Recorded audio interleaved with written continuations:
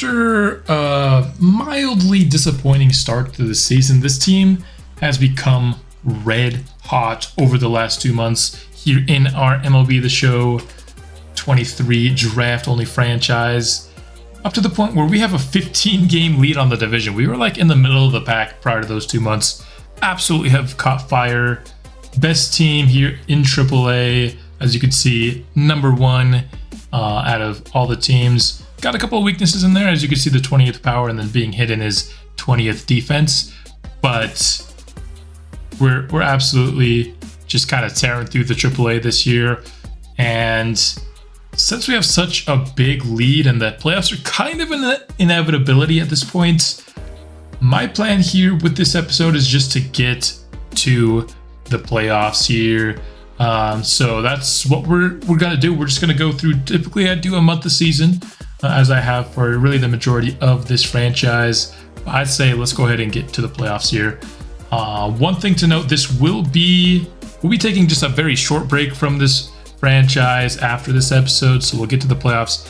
Then I'm just going to get all the way through the World Series. We just made the World Series in our Athletics franchise. I want to get through that and end that series prior to Madden 24 coming out. So after this episode, we'll be taking probably just like a week break. It won't be anything too crazy. So with that being said, let's go ahead and hop in here. Gotta find the game I want to play, and we might just play it pretty early here. I kind of want to see another Esteban Acevedo start. I was really impressed with his pitching last time, and he's got the highest velocity on the team, and so I really like watching him pitch. So let's go ahead and hop into that game. Here we are, Worcester Red Sox here. Gonna be on the road for this game, and just looking to see if this offense can do really what it's been doing all season long, and that's playing dominant baseball. Here, Carl McIntyre hitting over 300 now as our leadoff man. His season has been on the up and up now for some time. That hit is going to drop down. Carl McIntyre, as it feels like he so often does when we hop into these games, going to get that leadoff single for us. Hit it well out to right field and couldn't track it down before it touched on the ground. And so let's see if we can build off this early momentum we've already gotten here. Alden Evans, that one's also going to get through the infield here. Carl McIntyre will hold up at second, and so we've got 2 on, no down. Let's go. Alberto Rincon has 22 home runs as we go to this game, unless he got one in the one game that we simulated at the beginning of this episode.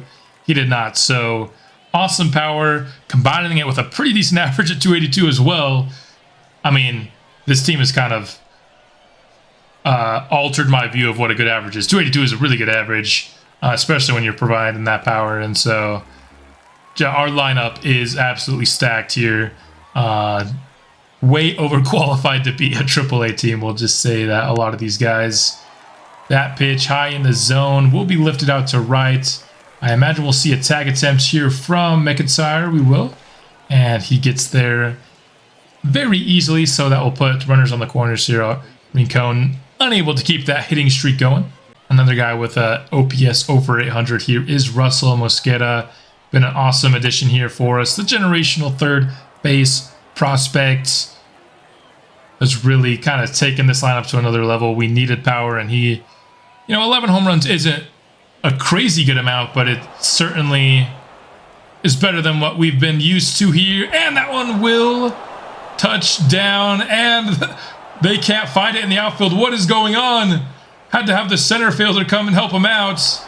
And we're going to get a 2-run triple. I wonder if Mosqueda honestly could have had it inside the park home run there. I kind of want to see the replay, see if he held up too early there, because they took forever to get this ball. Did this guy just not know what that was? I don't know if that was a glitch or if that was like a purposeful, that left fielder just couldn't find the ball, but I want to see here.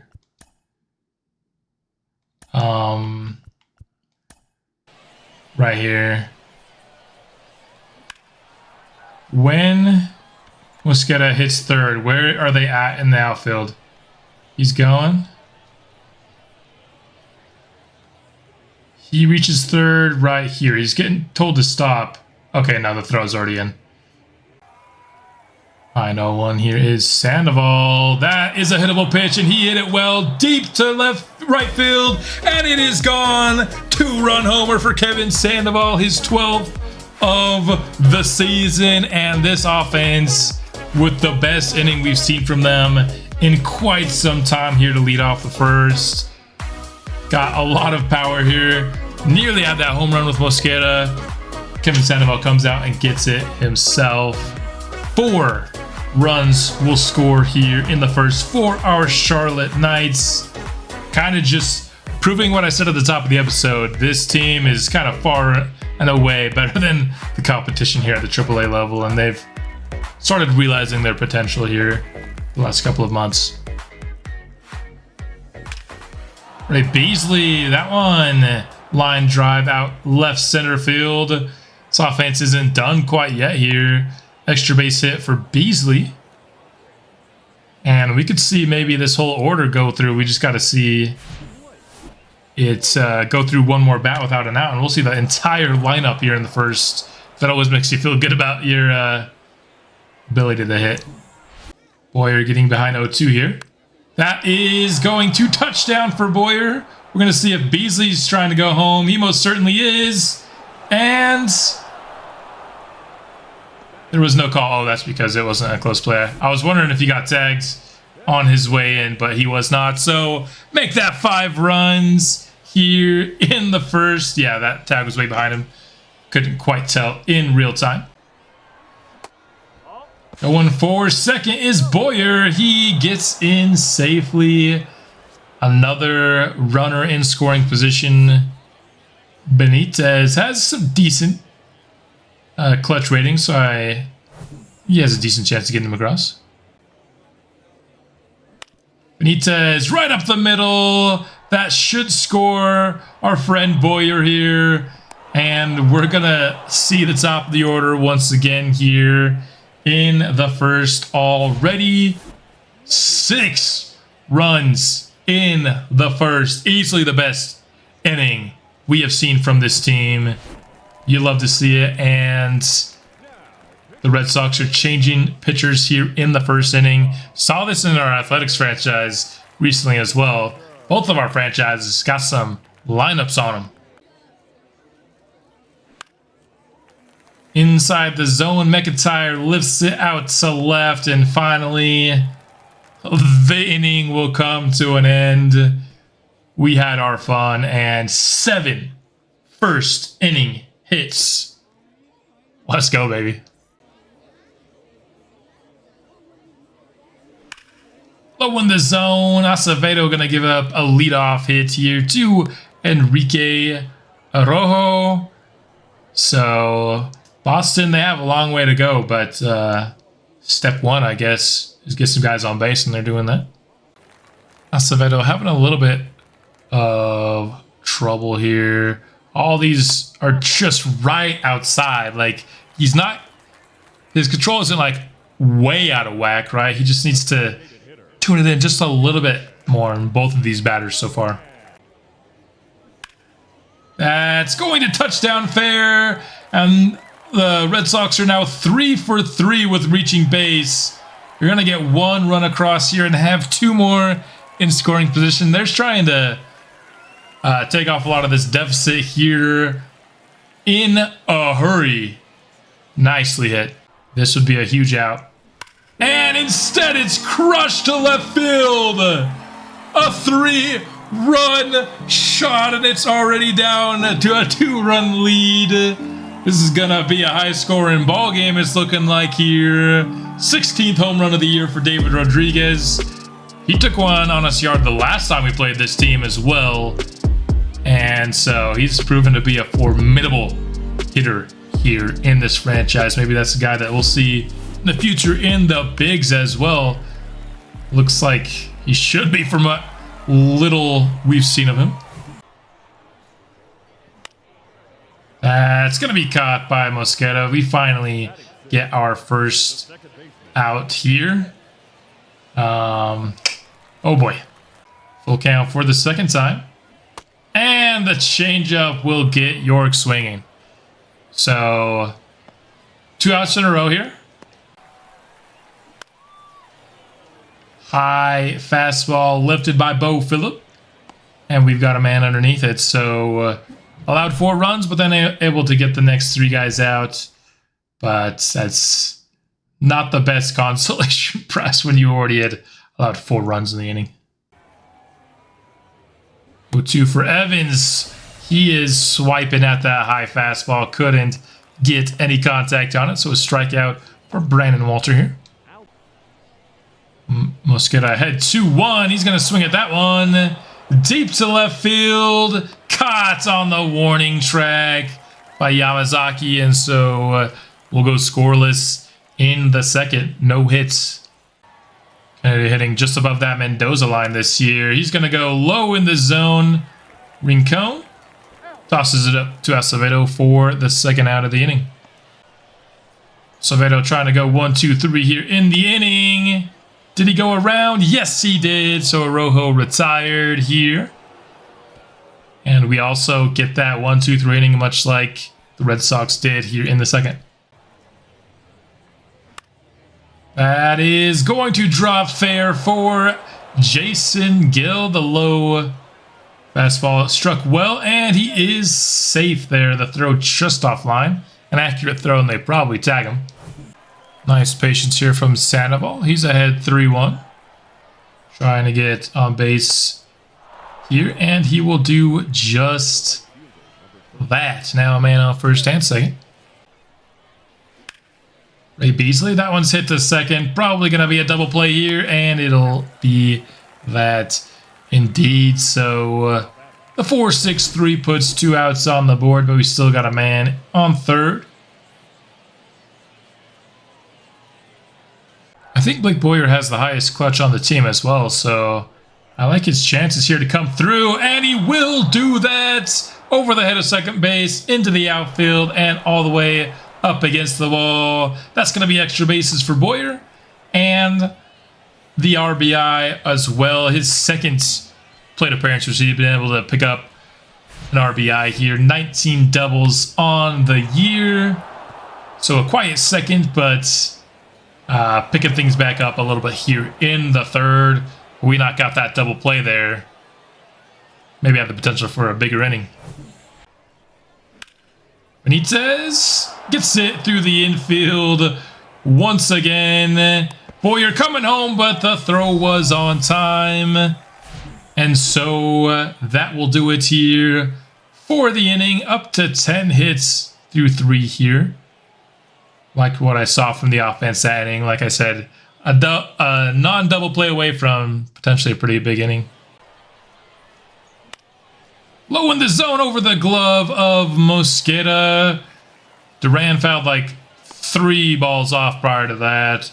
Very tough out, and it ends up with the single for him. 2-2 for Acevedo. Grounded, and Mosqueda couldn't field it. What is that? Mosqueda, get a glove on that bad boy, man. That is a generous low strike there to even up the count at 2 apiece. And then York's gonna crush it. The second 3-run homer we have seen today is gonna tie this game at 7 apiece. Can't imagine that Acevedo is going to be playing much longer into this one. Man, after that 6-run first inning, I thought we had this game in the bag after just 1, but the Red Sox have fought all the way back to tie this up in the third. Didn't even take them very long. Like, we're still in the 3rd inning here, man. And that will be the end of the day for Acevedo as well. The bats have been loud on both sides of the plate here, or both sides of both teams. So we're gonna bring in Daniel Driver here. He's had a pretty good year, 2.44 ERA, 35 strikeouts. 22 walks is a little bit high here, but Or I guess it's more low on the strikeouts than it is really all that high on the walks. And driver's gonna bean his first batter here. Bo Phillip. A little bit feisty there as he walks his way to first. Oki is gonna hit this one directly to Jason Gill to end the third. 0-1, Alden Evans to center field. It will drop down. The diving attempt is no good. That's a pop-up by Rincon. Has not been his day today, man. Hasn't been able to square up the ball. He's really the only guy on offense. He's not contributing at this rate. Mosqueda trying to keep things rolling here. At the top of the fourth. He's going to get this through the infield here. So we'll string together a couple of singles. Give Jason Gill the opportunity to drive in a go-ahead run here. 1-2. Gill swiping at that slider. So we'll strand our two runners on the base paths here. Something that the Red Sox have been able to avoid all game. They have more runs than they have hits. 2-2 through 4 pitches here to start the fourth for Driver. And he's going to get the strikeout here. Kennedy went around on that slider low and outside. That is hit deep to left center. It's going to drop down, bang off against the wall, and be a double for the leadoff hitter of these Worcester Red Sox. A 1 by Duran. He's 3 for 3 on the day, and he's going to bring across the go-ahead Worcester run, dude. How this team and blowing leads in episodes is automatic. How do we blow a 6-0 first inning lead?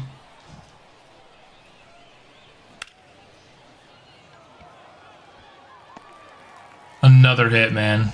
This is ridiculous. This is the worst pitch game I've ever seen. Just right over the middle on the first pitch. And oh my gosh, dude. Oh, this is hard to watch.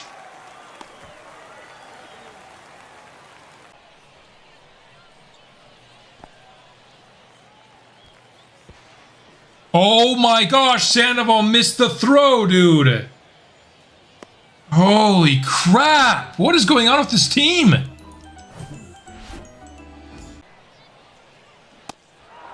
Slider to finally get that last out, man. Holy crap.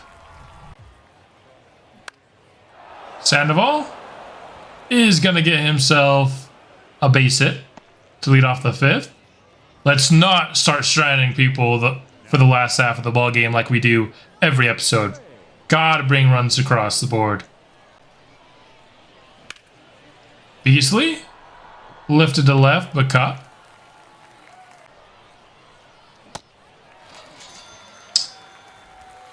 Oh, we're gonna strand a runner, our leadoff single, aren't we, dude? Oh, this team. It is like watching your own worst nightmare come to pass every time you watch this team play, dude. How do we do this every episode this season? Build the lead, start off really hot offensively, lose the ability to pitch, and not that we ever really had it this game, and just lose the ability to hit after like the first 3 innings. Every single episode we do this, man. Every one. It's the same story every episode we've watched. And then Richie Rivera, his first pitch is for a hit. We literally can't pitch. We might as well put a fan out there. He's going to pitch just as well as our rotation is right now. 1-2. We got a strikeout. It was the best AB from a pitcher we've had in like 4 innings. Buddy Kennedy Takes the 2-0 pitch, and it goes up against the wall. That's going to be the 11th Worcester run. Nobody can pitch. Nobody can pitch today. Holy crap.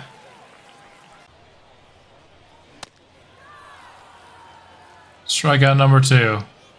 I'm honestly surprised every AB that's not a hit at this point in the game. Every single one. 0-2 here. Come on, baby. Let's go. Got 3 strikeouts, but also 2 extra base hits. McIntyre, that will get through. Leadoff single here in another inning. If we strand him, dude, I'm going to lose it. I'm going to lose it. And we will, because that's what we do every episode. Evans. That was such a terrible AB. Looks at 2 strikes and then swings at the ball. Congratulations, Evans. Get out.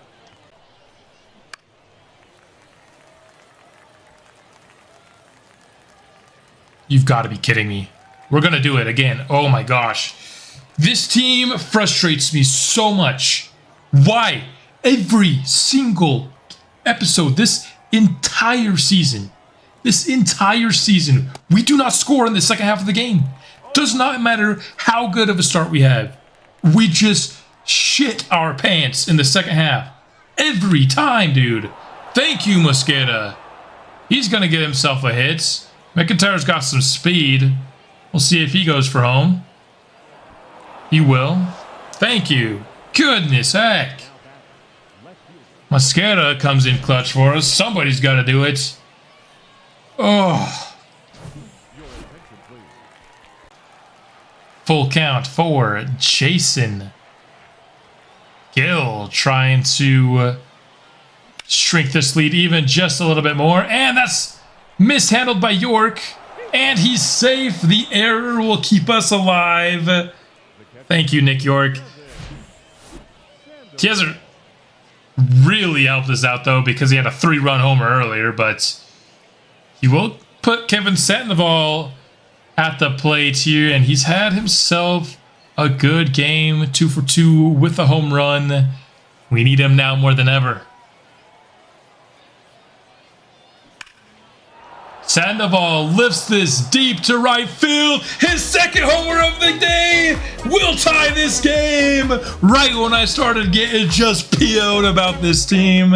Never coming through in the clutch. Sandoval for the second time. This is a Kevin Sandoval appreciation episode. This game has been an absolute roller coaster, from elated to pissed. And we right back up, baby. It's tied up at 11. The most exciting game in either of my series, really. But compared to how exciting these CPU versus CPU, minor league games have been, this one blows all the other ones out of the water, honestly. We've had some exciting games, of course, and close ones, but this is the first time we've had like a just heavyweight matchup. Both teams just hitting it crazy well. This is definitely a little bit more of a pitcher-friendly up, I feel like, which is very ironic considering that it's been a very hitter-friendly game. But we'll get Durant out for the first time here of this game. Now 3 for 4 only. Roman Anthony is swinging on the first pitch. Hits it deep, but on the warning track. Carl McIntyre holds it in. So the score will remain 11 apiece through 6. Very exciting game.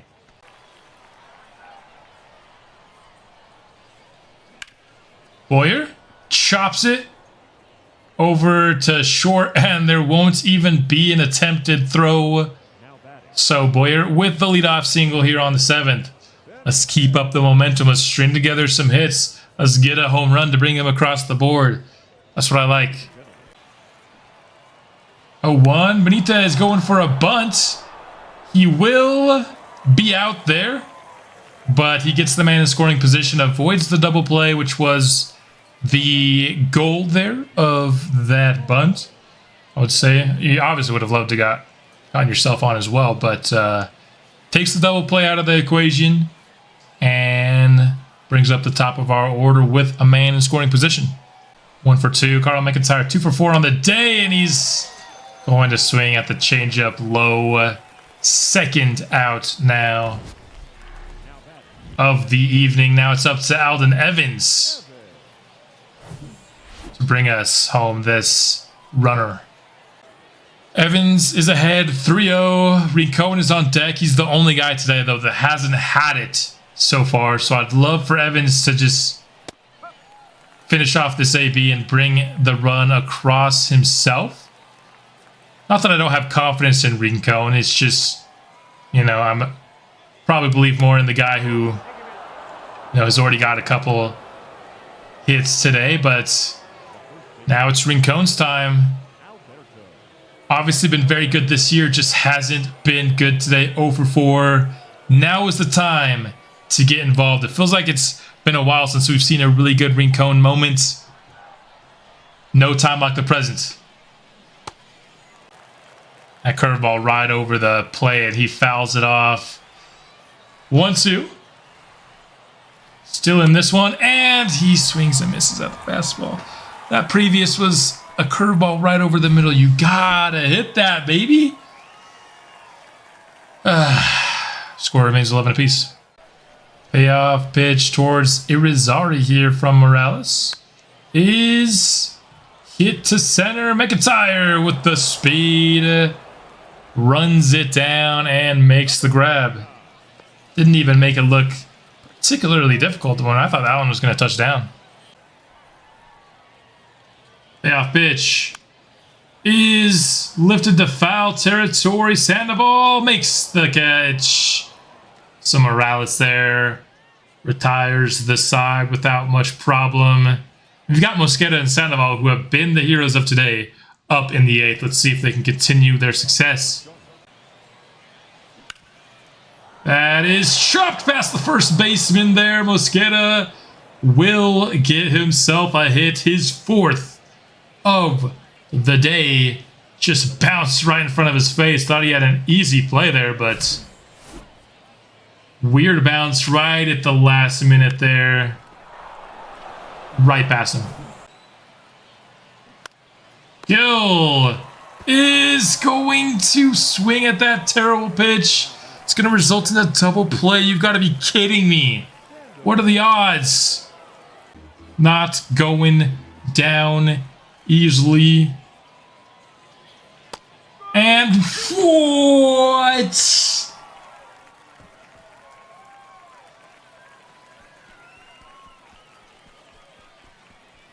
We've gotten a couple of favorable strike calls, so I'm not super mad at it. But that's going to be what ends the inning against Sandoval, who's super hot.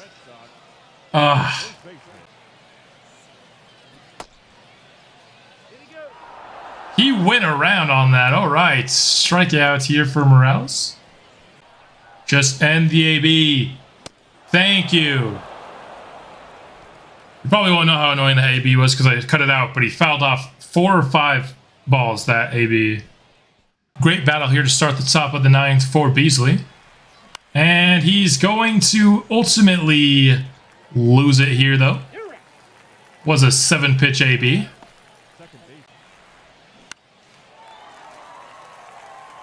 Lifted very slowly into right field. Is it going to be caught? Yes.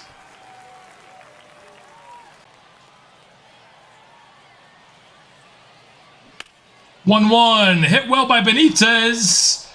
Caught. Come on, dude. 2-2 for Duran here. Lifted to right. Beasley back. And it's a walk-off home run in the bottom of the 9th.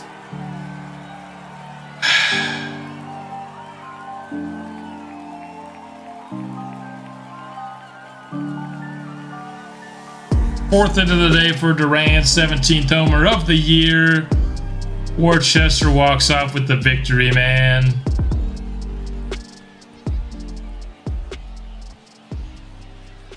Tied it up in the 6th. 3 scoreless innings after that. Yes, I know we forced 2 scoreless innings from the Red Sox as well, but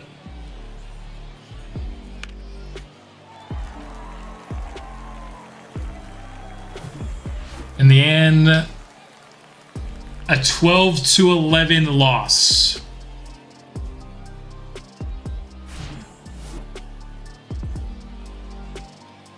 Durant, of course, wins player of the game. Not even just for the walk-off home run either. He was the best player throughout. Or you could say Rodriguez maybe as well. Oh, heartbreaking loss, man. But a really, really fun game, and at least it's not like the playoffs, you know. Just a regular season game. It's fine. Once again, I made fun of the team for not being able to score. They immediately make me shut up in the sixth, but then what do we do after that for the next 3 innings? Had a chance to take a lead for the next 3 innings. We put in our closer, different story. We just couldn't do it. Ray Beasley is going to be out for the playoffs. Broken leg, 2 to 3 months. Obviously, you don't love any type of injury. I think his hitting is kind of similar to Leandro Velasquez, and then we could just put Alden Evans in right field. So, in terms of the impact it's going to have on the team, this is probably one of the least impactful injuries for us. Still, you'd never love to see an injury, particularly a long-term one like this. 2 to 3 months, never good news. Here we are. The regular season is over. We ended up going 103-47, so no, division race did not get any tighter here. We ended up taking it pretty easily here. Our also double team also happened to make the postseason. We're not really following them too much though. And the last thing we're going to do in this episode is we're going to go ahead and take a look at the season-long stats for the team. Ended up having, a 22-game lead over the division, so we absolutely smoked the competition here this year. Let's go ahead and take a look one by one, talk about their seasons, talk about how their stats went up and down, and discuss the potential for surprises and disappointments of the year. Of course, if we end up winning the championship at the AAA level, we will not have any disappointments of the year.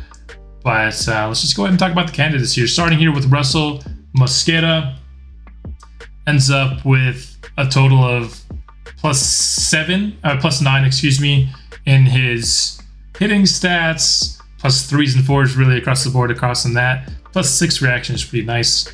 Got himself 18 home runs, 826 OPS, 3.5 WAR. We'll kind of compare that with other guys as we're going along here. Cal McIntyre ends on a hot streak, so we'll have a hot streak for our playoff run here. A lot of really good upgrades there, at least 4 on all of his hitting. You love that. Discipline didn't go up at all, but everything else went up pretty well. He goes for 14 home runs here, 88 RBIs, 298 with 861 OPS with a 6 WAR. That's not, candidate for surprise player of the year. 14 home runs, I think, is the highest he's ever done. 298, I think, is also the highest he's ever done. 6 WAR, definitely the highest he's ever done. Buster Pringle here went up a little bit. Pitched 208 innings, 272 with a 112 whip. Won 83% of his games. Wins aren't the best pitcher stat, but they're definitely, when it's positive, you like to use it for sure. 4.5 WAR. I think he could be a candidate for surprise player of the year just because he's been consistently good, and I think he's now at his potential once again. So just to give him a little bit more room to improve. Alberto Rincon ended up on a cold streak in terms of power. At the beginning of August, he had 22 home runs, only ended up with 2 extra the whole way. I still think the fact that he only had +1 power overall makes no sense to me. How does a 24 home run season mean +3 power right and -2 power left for +1 power total? That doesn't make sense to me, at all. But whatever. 877 OPS, drove in 100 runs. That's awesome. 4 WAR. Kevin Sandoval, his average did go down a bit here, and you see his contact versus left wasn't great this year, but +9 contact versus rights. And then that power versus lefties really went up here. 16 home runs, so his home runs also slowed down a lot at the end of the year. Drove in 71 runs, high 700 OPS for WAR. Jason Gill up next. Did a much better job hitting against righties this year, maybe not quite as much against lefties, so now that contact is a little bit more even spread. 20 home runs he ended up with, nice. 93 runs driven in, over 300 average, 877 OPS, 6.3 WAR, thus far the leader on the team. Alden Evans here. Got his contacts more even here, so now he's a little bit less platoony. Not that he's really platoony. 8 home runs, 68 RBIs, 321 average. I mean, the high batting average machine he has been since the beginning. Lima, 156 innings pitched, 358, 122 whip, 3.7 WAR. Put in another really solid season for us. Miguel Polanco here, 179 innings, 347 ERA with a 137 whip. Whoops, a little bit high there. WAR's a little bit lower as well, but still a good year. Ezra Rodriguez here in 42 innings, I think had a good year. He had 4 saves and 4 blown saves, so he wasn't our closer. But ERA and whip wise, good, just under a 1 WAR. Let's talk about Bartolo Ordonez. Wasn't, very thrilled with his performance when we actually watched him try to come in and save a game. 5 blown saves, but 48 saves is a good amount of saves. We got to be honest here, under 3 we are away.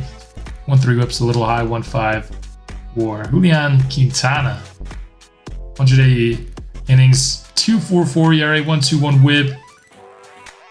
That might be a guy that's in heavy contention for a surprise player of the year. That's a really good year here from Quintana. Andrew Velasquez played more of a backup role this year because we wanted to get Ray Beasley on the field. But when he played decently well. Let's take a look now at Blake Boyer. Those are some nice ups here. Up to 70 overall after this year. Became much, much better as a hitter. Still not very great at fielding. 280 average, high 700s OPS, just under 2 WAR, probably because he's not a great fielder. But that's the kind of upgrade I like seeing from him. Up to 70 overall, that's what I like to talk about. Let's go ahead and talk now about Diego Moya. +4 hits per 9 is pretty nice. 283 ERA, 1.3 whip is good. 2.4 WAR in 184 innings. He's been our best lefty now for a while. Richie Rivera, not very good. Esteban Acevedo, let's talk about him. Not really gonna say he's in contention for disappointment of the year, just because I don't think he was ready for AAA. I just kind of brought him up to see. Had a really good start, just kind of fell off after that, so ends up with a pretty high ERA. But he wasn't here for the whole time, as you could tell, with only his 87 innings pitched. Still very excited about his future. Getting home runs up per 9 up by 4 was pretty big. Get them in the 40s at least. John May ended up doing a much better job once he went down to AA this year, 2.8 with 1.28 ERA. He actually had a rough start. I saw that his ERA was still bad at the start once we demoted him, but he did well at the AA level by the time the year ended. Ray Beasley, let's talk about him a bit. +7 contact versus lefties. Didn't get any better at contact versus righties, which is unfortunately. Yeah, of course, injured for the playoffs, 1.2 WAR. I was pretty solid. I don't know if I was, particularly impressed or anything, but thought he was a solid player. Let's see anyone else with some potential here. George Morales, just saw him pitch earlier this episode. He did a pretty good job in his 2 innings and had a decent season overall in his 24 innings. Looks like Kurt Nicholson out here as our backup catcher, had a pretty solid year as well, 1 WAR. Anybody else we should highlight? Played Sable. Some solid upgrades. Had a pretty decent year. Not spectacular, but 4 WAR. You like to see that at all? Is that because he had a lot of strikeouts? Not particularly. I think guys that we really care to talk about their stats. That's it. Let's just see kind of how they all ranked by each other here. So at the AAA level, WAR, we had Jason Gill leading us, Carl McIntyre in second, a little bit of a drop off. And we had these 4 players after Rincon, Sandoval, Evans, and Mosqueda, and then another drop off. So these 2 outfielders, excellent for us this year. I have to say, like, Carl McIntyre, I really want to give him Surprise Player of the Year and upgrade that. The fact that he hasn't been injured, he started in the 20s with his durability. He's up to 34 now, but he hasn't had a major injury yet. I don't think he's ever had an injury that lasts more than 2 weeks. Is miraculous, honestly. So I'd probably say if we don't win the championship and we only get 1 Surprise Player of the Year, it will be Carl McIntyre. Then I'll save whether we have a Disappointment of the Year or a second Surprise Player of the Year for whether or not we win the championship. Of course, that will be next episode. And like I stated at the beginning of the episode, I want to finish off this season with the Athletics before we keep going on this one. So it'll be a minor break, probably about a week, and then we'll be back on. And this will be the only baseball series that we'll have going at that point. And so that's all I've got for this episode. We'll be back soon with another, and I will see you then.